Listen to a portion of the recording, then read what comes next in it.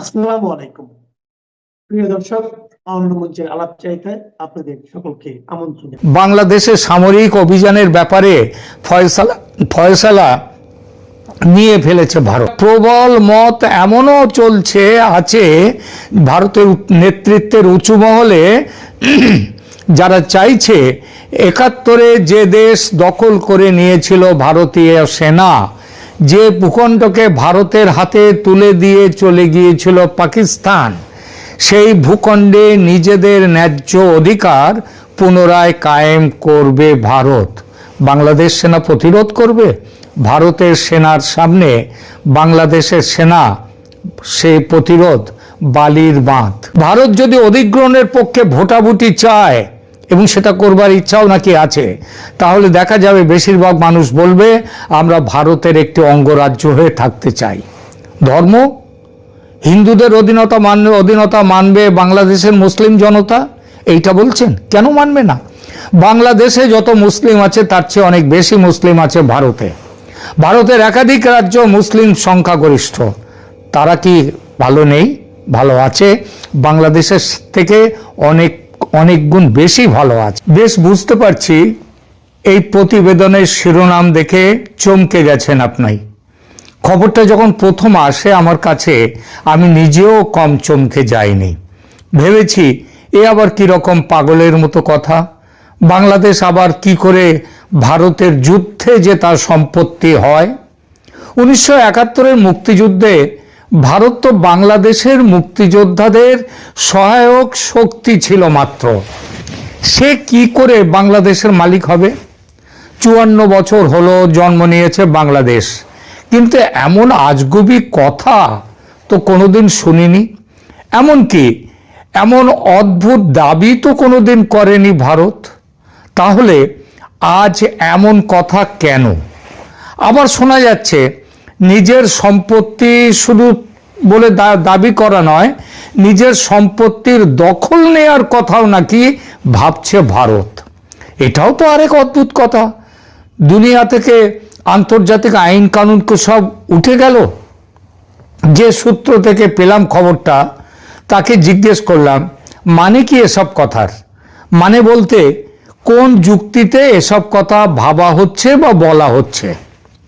এবং তিনি তখন এই বক্তব্যের সপক্ষের যুক্তিগুলো বললেন। সেগুলো শুনলাম যখন, তখন গাঁজাখুরি ভাবনা বলে সহজে এড়ানো গেল না। প্রিয় দর্শক, আপনারাও শুনুন সেই যুক্তিগুলো এবং জানান আপনাদের নিজেদের অভিমত। দেখুন, বাংলাদেশ ভারতের সম্পর্ক এখন পয়েন্ট অফ নো রিটার্নের জায়গায় চলে গেছে। বিশদে বলার দরকার নেই, আপনারা সব জানেন। পরিস্থিতি এতটাই বিপজ্জনক যে এমন একটা ভাবনা ভারতীয় নেতৃত্ব ভাবতে শুরু করেছেন যা সাধারণভাবে চিন্তায় আনা যায় না, যা এক কথায় অকল্পনীয়। গত ৫৪ বছরে ভারতের ভাবনায় এই কথা ওঠেও না কোনোদিন, কিন্তু এখন এই ২০২৫ সালে উঠছে, অল্প করে হলেও উঠছে। আমি ইতিমধ্যে এই ভাবনাটি সম্পর্কে অকল্পনীয় শব্দটি ব্যবহার করে ফেলেছি। এবার এর সঙ্গে যোগ করব আর একটি বিশেষণ। সেটা হলো ভারতের বর্তমান ভাবনায় বাংলাদেশ নিয়ে যে বিষয়টি এসেছে, সেটা যদি কার্যক্ষেত্রে বাস্তবায়িত হয়, অর্থাৎ ভাবনাটা যদি কাজে রূপান্তরিত হয় শেষ পর্যন্ত, তাহলে এটা হবে বিশ্ব রাজনীতিতে একটি পারমাণবিক বোমার বিস্ফোরণের মতো। কি ভাবছে ভারত বলবো সে কথা।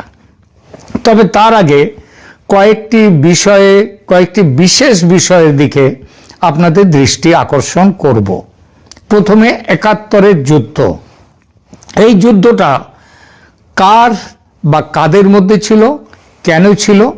আমরা ভারতের মানুষ এবং বাংলাদেশের মানুষও এতদিন জেনে এসেছি যে পাকিস্তানের শাসন থেকে ১৯৭১ সালে পূর্ব পাকিস্তানের মানুষের মুক্তির সংগ্রামে ভারত ছিল সহযোগী বন্ধু। ভারতের সহযোগিতায় পূর্ব পাকিস্তানের মানুষ লড়াই করে দেশ স্বাধীন করেছে। কিন্তু বাংলাদেশেরই কিছু সংখ্যক বুদ্ধিজীবী ও সুশীল সমাজের মানুষ অনেক দিন ধরে বলে আসছেন ভারত তার নিজের স্বার্থে পাকিস্তানকে দ্বিখণ্ডিত করার জন্য ৭১-এর যুদ্ধ করেছিল। অর্থাৎ পাকিস্তান দুভাগ হয়ে এই যে নতুন দেশ বাংলাদেশের জন্ম হলো, এটা কোনো মুক্তিযুদ্ধ নয়। এটা বলছে কারা? বাংলাদেশের একটা বড় সংখ্যক লোক। ভারতের ষড়যন্ত্রের ফল মাত্র এইটা বলছে। আমি আশা করি এটা যে মিথ্যা বলছি না সেটা আপনারাও জানেন, এসব কথা সত্যিই উঠেছে।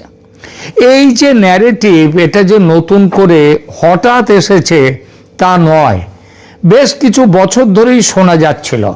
এমনকি সেই ৭১-এও জামায়াতি ইসলামীরা বলতো এ কথা। সেই জন্যই তো তারা পাকিস্তানিদের সহযোগী রাজাকার হয়ে গেছিল। তবে সেটা বলতো তারা তখন ছোট আকারে, কারণ জামাত বড় শক্তি ছিল না তখন। আর সরকারিভাবেও এই ন্যারেটিভ গড়ে ওঠেনি কখনো, সে বিএনপির আমলেও ওঠেনি বা হোসেন মোহাম্মদ এরশাদের আমলেও ওঠেনি, কিংবা জিয়াউর রহমানের সময়ও ওঠেনি।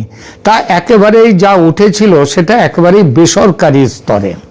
কিন্তু গত বছরের জুলাই অভ্যুত্থানের পর থেকে এই ন্যারেটিভ, তার যেমন অনুগামীর সংখ্যা, এই ন্যারেটিভ সমর্থকের সংখ্যা বেড়ে গেছে, তেমনি এই ন্যারেটিভ সরকারি হয়ে গেছে।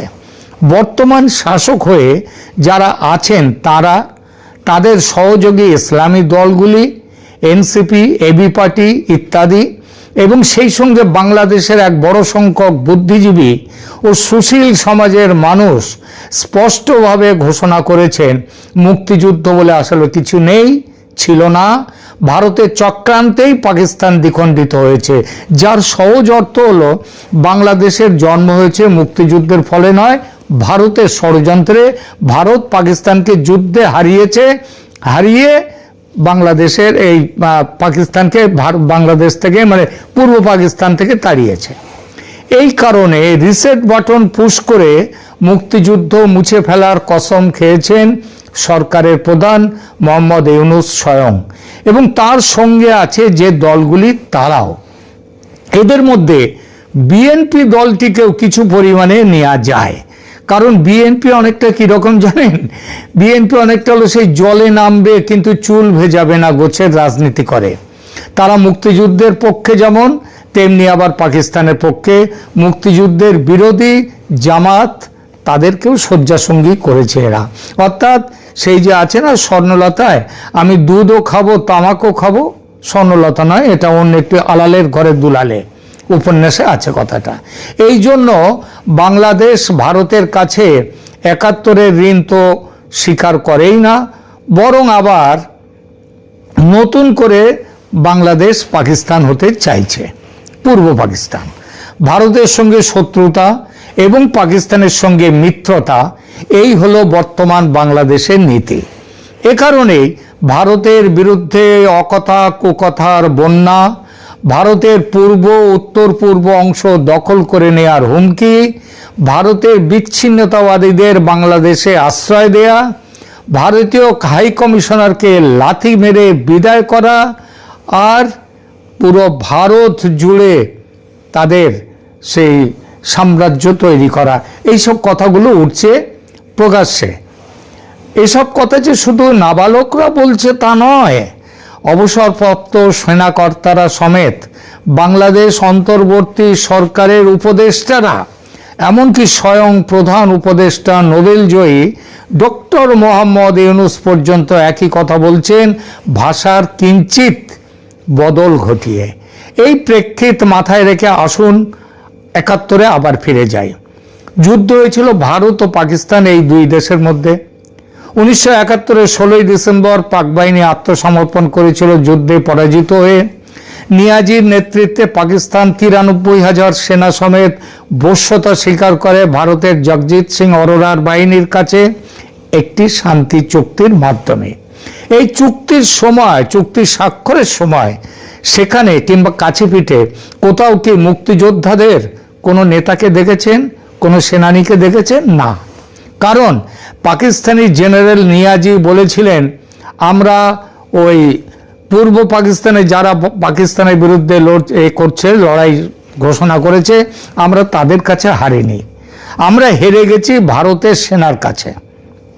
বশ্যতা স্বীকার করব ভারতের সেনার কাছে, ভারতের কাছে। মুক্তিযোদ্ধা নামক অশিক্ষিত অপেশাদার কোনো সৈনিকের কাছে পাকিস্তানি পেশাদার সৈনিক আত্মসমর্পণ করবে না। এই কারণেই আত্মসমর্পণের অনুষ্ঠানে শুধুই ছিলেন ভারতীয় সেনানায়ক। এর থেকে এই সিদ্ধান্তে আসা নিশ্চয়ই ভুল হবে না যে ৭১-এ পরাজিত পাকিস্তানি সেনা সারেন্ডার করেছিল ভারতীয় সেনার কাছে এবং পাকিস্তানের অন্তর্ভুক্ত যে পূর্ব পাকিস্তান সেটাকে তুলে দিয়েছিল ভারতের কাছে, কোনো মুক্তি বাহিনীর কাছে নয়, কোনো মুক্তিযোদ্ধার কাছে নয়। যুদ্ধের নিয়ম অনুসারে বিজয়ী পক্ষের দখলে চলে আসে পরাজিতের সমস্ত সম্পত্তি। এর অর্থ পূর্ব পাকিস্তান, যা কিনা বর্তমানের বাংলাদেশ, তার আসল মালিকানা ৭১-এর ১৬ই ডিসেম্বর এসে গিয়েছিল ভারতের হাতে। ভারত সেটা পরে দিয়েছিল বঙ্গবন্ধু মুজিবুর রহমানের জিম্মায়। বন্ধুত্বের নিদর্শন। ভুল বললে শুধরে দেবেন, তবে ভদ্র ভাষায়। যদি রাগ হয় আমার কথা শুনে, তাহলে আমাকে গালি না দিয়ে গালি দেবেন তাদের, যাদের জন্য বাংলাদেশের জন্মের ৫৪ বছর পর ভারত এসব কথা ভাবতে বাধ্য হচ্ছে এবং আমরা এই কথাগুলো বলছি। ৭১-এ ১৬,০০০ ভারতীয় সেনার আত্মবলিদানে কয়েক হাজার কোটি টাকা খরচ করে পাকিস্তানকে যুদ্ধে পর্যুদস্ত করে ভারত জিতে নিয়েছিল যে ভূখণ্ড, পৃথিবীর অন্য বহু দেশের মতো সেই ভূখণ্ড জোর করে দখল করে রাখেনি। অন্যরা যা করেছে, ভারত একটি সুভদ্র দেশ বলে এত আত্মত্যাগের বিনিময়ে অর্জিত জয়ের প্রাপ্তি নিজের দখলে রাখেনি। কিন্তু বর্তমান অবস্থার প্রেক্ষিতে ভারতকে ভাবতে হচ্ছে সেদিনের জয় করা ভূখণ্ডকে আবার নিজের দখলে নেবে কি না। এটা যেমন ভারতের নিজের সুরক্ষার জন্য জরুরি, তার চেয়ে বেশি জরুরি বাংলাদেশের সাধারণ শান্তিপ্রিয় মানুষের জন্য। কি বললেন?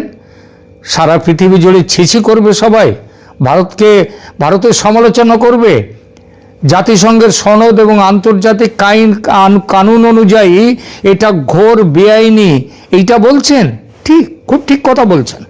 কিন্তু বাস্তবে বহু বহু এরকম উদাহরণ আছে যেখানে যুদ্ধ জয়ের পর অধিকৃত ভূখণ্ড ছেড়ে চলে যায়নি, এমন বহু দেশ আছে। এই বিংশ শতাব্দীতেও একটা ছোট্ট তালিকা দু কথায় দিচ্ছি, শুনুন। রাশিয়া এবং ইউক্রেন, যেটা এখন চলছে, এটি বর্তমান বিশ্বের সবচেয়ে আলোচিত উদাহরণ। ২০১৪ সালে রাশিয়া ইউক্রেনের ক্রিমিয়া দখল করে নিয়েছিল এবং রাশিয়ার মূল ভূখণ্ডের সঙ্গে যুক্ত করে নিয়েছিল। আন্তর্জাতিক সম্প্রদায়ের বড় অংশ একে অবৈধ বলে গণ্য করে। তারপরেও দেখুন ২০২২ সালে পূর্ণমাত্রায় আক্রমণের পর রাশিয়া ইউক্রেনের একটা বিরাট অংশ দখল করে নিয়েছে। দনেৎস্ক, লুহানস্ক, খেরসন, জাপোরিজিয়া, এইসব অঞ্চলগুলো রাশিয়া তাদের নিজেদের অংশ বলে দাবি করেছে। এমনকি কয়েকটি জায়গায় তো ভোট পর্যন্ত করে সেখান থেকে মানুষের কথা নিয়ে এসছে যে তারা রাশিয়ার সঙ্গে থাকতে চায়। দ্বিতীয় উদাহরণ দিই ইসরায়েলের। দেখুন ১৯৬৭ সালের ৬ দিনের যুদ্ধে সেই সময় থেকে ইসরায়েল বেশ কিছু এলাকা নিজেদের নিয়ন্ত্রণে রেখেছে। এই এলাকাগুলো আগে জর্ডানের ছিল, বর্তমানে এখানে ইসরায়েলি বসতি এবং সামরিক নিয়ন্ত্রণ আরও আছে। গোলান মালভূমি, এটা সিরিয়ার ভূখণ্ড ছিল। ১৯৮১ সালে ইসরায়েল এটা নিজেদের দখলে নেয় যুদ্ধ করে। ৩ নম্বর উদাহরণ দিচ্ছি মরক্কো। পশ্চিম সাহারা, উত্তর পশ্চিম আফ্রিকার একটি বিতর্কিত অঞ্চল। ১৯৭৫ সালে স্পেন এই এলাকা ছেড়ে চলে যাওয়ার পর মরক্কো এই এলাকার ৮০% এলাকা নিজেদের দখলে নিয়েছে।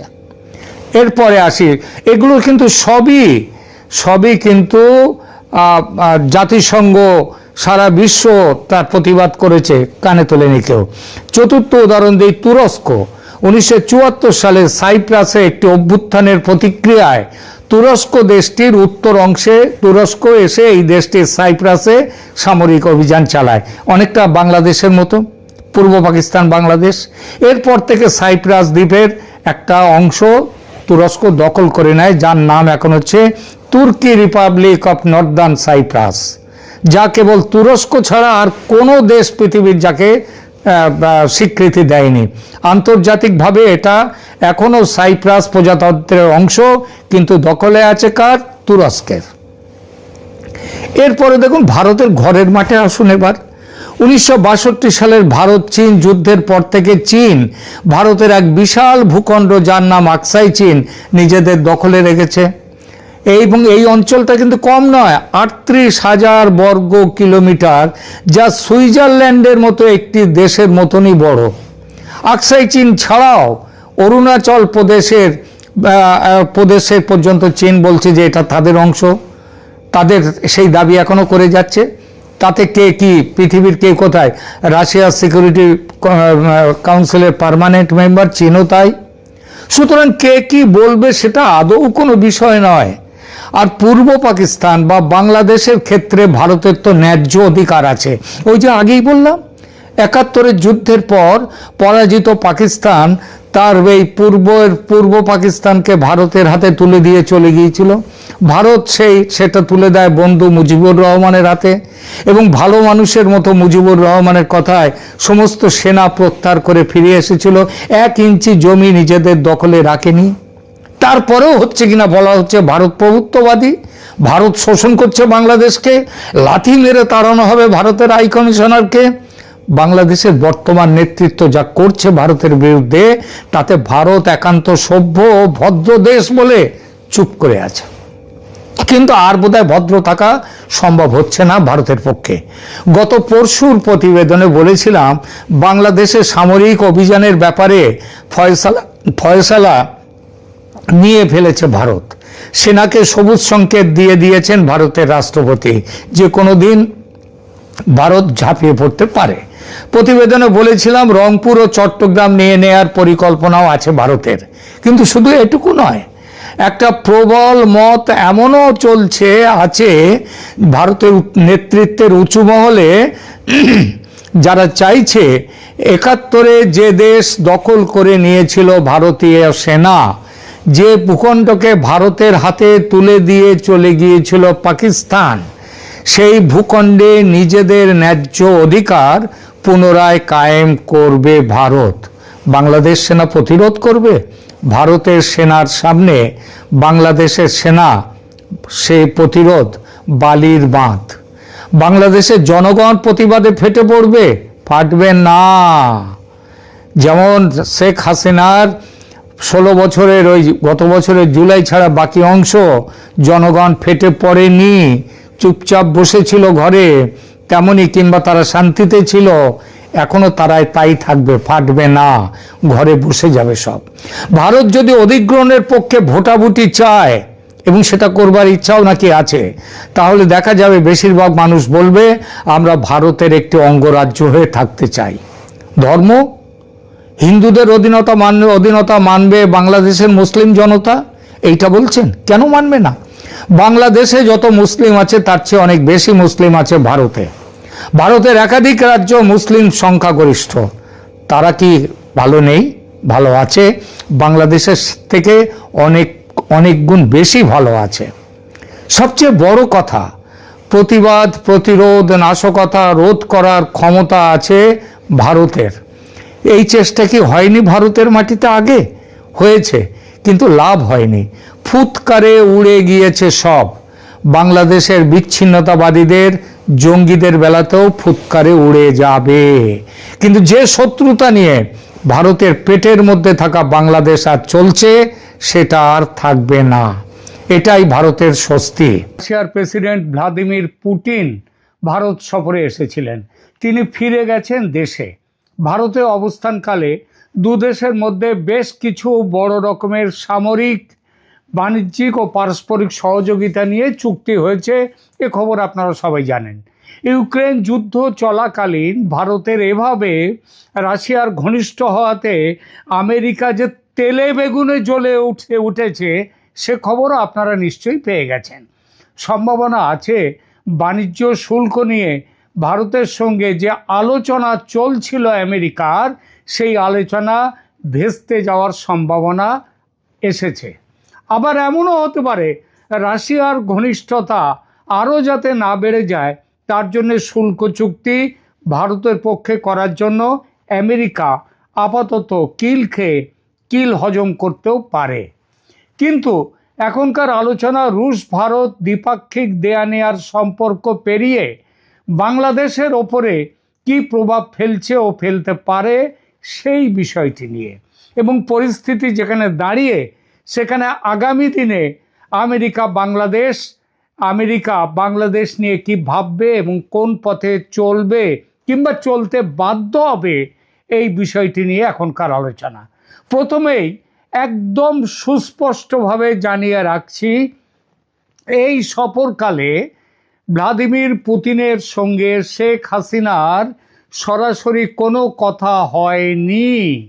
এখনো পর্যন্ত কোনো নির্ভরযোগ্য বা আনুষ্ঠানিক সূত্র থেকে নিশ্চিত করা হয়নি যে ভ্লাদিমির পুতিনের সঙ্গে শেখ হাসিনার কোনো বৈঠক হয়েছে। যদিও শেখ হাসিনা বর্তমানে ভারতেই বা দিল্লিতে অবস্থান করছেন এবং পুতিনের সফরের সময় তাদের সাক্ষাৎ নিয়ে সামাজিক যোগাযোগ মাধ্যম ও কিছু অনির্ভরযোগ্য সূত্রে গুঞ্জন ছড়িয়েছিল যে দুজনের দেখা হয়েছে, তবে বাস্তবে তাদের মধ্যে বৈঠকের কোনো প্রমাণ পাওয়া যায়নি। দুই দেশের পক্ষ থেকে যে আলোচনার আধিকারিক সূচি বেরিয়েছে সেখানেও কোথাও এই সাক্ষাতের কথা নেই। প্রশ্ন উঠতে পারে, পুতিনের সঙ্গে হাসিনার কোনো সরাসরি কথা না হয়নি মেনে নেওয়া গেল, কিন্তু শেখ হাসিনা ও বাংলাদেশ নিয়ে কি কোনো কথা হয়নি রাশিয়ার সঙ্গে ভারতের? এই সফরকালে এই প্রসঙ্গে খবর আছে প্রায় 200 প্রতিনিধি বা সদস্য নিয়ে পুতিন সাহেব এসেছিলেন এই সফরে। তার মধ্যে পুতিনের মন্ত্রিসভার বেশ কিছু উচ্চপদস্থ মন্ত্রীও ছিলেন।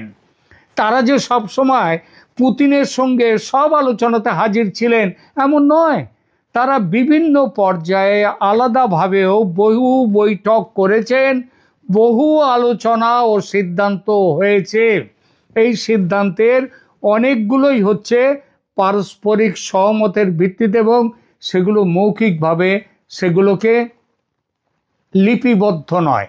এই সফরে পুতিনের সঙ্গে আগেই বলেছি একটি বড় অত্যন্ত উচ্চপদস্থ প্রতিনিধি দল ভারতে এসেছিল। বিশেষ করে অর্থনৈতিক ও সামরিক সম্পর্ক জোরদারের লক্ষ্যে তার মন্ত্রিসভার পুতিন মন্ত্রিসভার 7 জন গুরুত্বপূর্ণ মন্ত্রী এই দলে ছিলেন। পুতিনের সফর সঙ্গী হিসেবে আসা 7 জন মন্ত্রী কে তাদের নামগুলো বলছি। আন্দ্রে বেলোসভ, রাশিয়ার প্রতিরক্ষা মন্ত্রী। অ্যান্টন সিলওয়ানভ, তিনি হচ্ছেন রাশিয়ার অর্থমন্ত্রী। ম্যাক্সিম রেশেতনিকভ, তিনি হচ্ছেন অর্থনৈতিক উন্নয়ন মন্ত্রী রাশিয়ার। এরপরে আছেন ওকসানা লুট, ইনি হচ্ছেন রাশিয়ার কৃষিমন্ত্রী। এরপরে মিখাইল মুরাস্কো, ইনি হচ্ছেন রাশিয়ার স্বাস্থ্যমন্ত্রী। এরপরে ভ্লাদিমির কলোকলতসেভ, তিনি হচ্ছেন সেখানকার রাশিয়ার স্বরাষ্ট্রমন্ত্রী। এবং সর্বশেষ আন্দ্রে নিকিতিন, তিনি হচ্ছেন পরিবহন মন্ত্রী। এই সফর সংক্রান্ত নথিতে তাকে পরিবহন মন্ত্রী হিসেবেই উল্লেখ করা হয়েছে।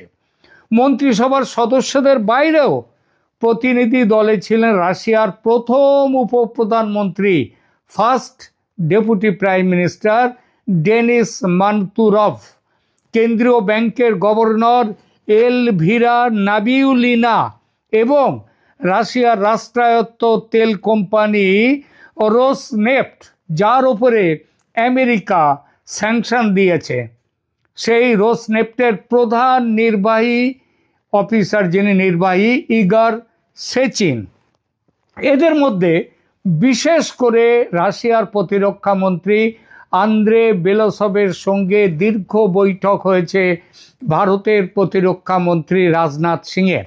সেই বৈঠকে উপস্থিত ছিলেন ভারতের জাতীয় নিরাপত্তা উপদেষ্টা অজিত ডোভাল এবং তিনি ছাড়া ভারতের chief of defence staff general Anil Chauhan অসমর্থিত। কিন্তু অত্যন্ত বিশ্বাসযোগ্য সূত্র থেকে জেনেছি এই বৈঠকে বাংলাদেশ সমস্যার সমাধান নিয়ে দীর্ঘ আলোচনা হয়েছে। কি সেই আলোচনা? এক, আমেরিকা চাইছে ফেব্রুয়ারির নির্বাচন যাতে না হয় সেই ব্যবস্থা করতে। খালেদা জিয়ার চিকিৎসা নিয়ে যে অচল অবস্থা তৈরি হয়েছে, কাতারের রয়্যাল এয়ার অ্যাম্বুলেন্স আসা নিয়ে যে হাস্যকর পরিস্থিতি তৈরি হয়েছে, যেভাবে কাতার না জার্মানি কে বিমান পাঠাবে এই নিয়ে একটা আন্তর্জাতিক ভাড়ামি শুরু হয়েছে, যেভাবে একের পর এক খালেদা জিয়ার জীবিত অথবা মৃতদেহের লন্ডন যাত্রা পিছোতে পিছোতে আপাতত 9 তারিখে এসে পৌঁছেছে, তাতে সন্দেহ করার যথেষ্ট কারণ আছে যে এই যাত্রার দিন পিছোতে পিছোতে আরও পেছাবে, পেছোতে পেছোতে 15ই ডিসেম্বর মধ্যরাত পর্যন্ত গড়াবে। এবং 16 তারিখে বাংলাদেশের এবং 16 তারিখে বাংলাদেশের যে তাদের স্বাধীনতা দিবস, বাংলাদেশের 16ই ডিসেম্বর দিবসের আসার সঙ্গে সঙ্গে সরকারের তরফ থেকে, হাসপাতালের তরফ থেকে ঘোষণা করা হবে, গভীর বেদনার সঙ্গে জানাচ্ছি দেশনেত্রী খালেদা জিয়া আর আমাদের মধ্যে নাই, আমরা তার আত্মার জন্য ইত্যাদি ইত্যাদি ইত্যাদি লিখে নিন। এই ঘোষণার সঙ্গে সঙ্গে সরকার ও বিএনপি নেতৃত্ব নিজের নিজের ভাষায় দেশের মানুষকে রাস্তায় আসতে এবং তুমুলভাবে গণ্ডগোল পাকাতে প্ররোচিত করবে। বিএনপি তারা সরকারের বিরুদ্ধে আন্দোলনে নামবে, আর সরকারের দল তারা এনসিপি জামাত তারা বিএনপির গুন্ডাগর্দি থামাতে রাস্তায় নামবে। আর সেই যে প্রচণ্ড গণ্ডগোল হবে, সেই গণ্ডগোলের মধ্যে নির্বাচন কিভাবে হতে পারে? সুতরাং নির্বাচন স্থগিত। আর এই প্ল্যান মাফিক নির্বাচন কমিশন ভোটের দিনক্ষণ এখনো ঘোষণা করেনি, যদিও তারা বলেছিল নির্বাচনের 2 মাস আগে দিন ঘোষণা হবে। তাহলে ফেব্রুয়ারির 8 কিংবা 10 তারিখে যদি নির্বাচন হয়, তার আগের 2 মাস তো এসে গেল, এখনো কিচ্ছু হলো না কেন? এমন পরিস্থিতি হলে কি করবে ভারত? সেই আলোচনা করেছেন ভারতের প্রতিরক্ষা মন্ত্রী রাশিয়ায় তার কাউন্টার পার্টের সঙ্গে। যতদূর খবর পেয়েছি, তেমন পরিস্থিতিতে ভারত সামরিক অভিযান চালাবে বাংলাদেশে। সার্জিক্যাল স্ট্রাইকের সঙ্গে আরও কিছু উদ্দেশ্য থাকবে, যার মধ্যে প্রাথমিকভাবে অন্যতম হলো রংপুর ও চট্টগ্রাম দখল করে সেখানে শেখ হাসিনার সরকারকে প্রাথমিকভাবে প্রতিষ্ঠা করা, তারপর সেই সরকার সমস্ত বাংলাদেশকে দখল করার এবং এই রাজাকার মুক্ত করার লড়াইতে নামবে এবং শেখ হাসিনার সরকার সারা দেশে প্রতিষ্ঠা হবে। আমেরিকা বেগরবাই করবে মনে হয় না। করতে চাইলে ভারতের পাশে সর্বশক্তি নিয়ে দাঁড়াবে রাশিয়া, সেই 71-এর মতো। সেবার যেমন 7th ফ্লিট, আমেরিকার 7ম নৌবহর, সেটা চট্টগ্রামের দিকে যাত্রা শুরু করেছিল, কিন্তু রাশিয়ার নৌবহর পাল্টা এসে তার যাত্রা আটকে দেয়। এবারও দরকার হলে সেই জায়গায় যাবে। ট্রাম্প অত বড় ভুল আর করবে না। আমি মনে করি পুতিন হাসিনার দেখা হয়েছে কিনা, কথা হয়েছে কিনা, তার চেয়ে অনেক অনেক বেশি গুরুত্বপূর্ণ হলো রুশ প্রতিরক্ষা মন্ত্রীর সঙ্গে ভারতের ডিফেন্স স্টাবলিশমেন্টের এই বড় কর্তাদের এই বৈঠক, তাই নয় কি? আপনিই বলুন প্রিয় দর্শক, এই বিষয়ে আপনার মতামত চাই।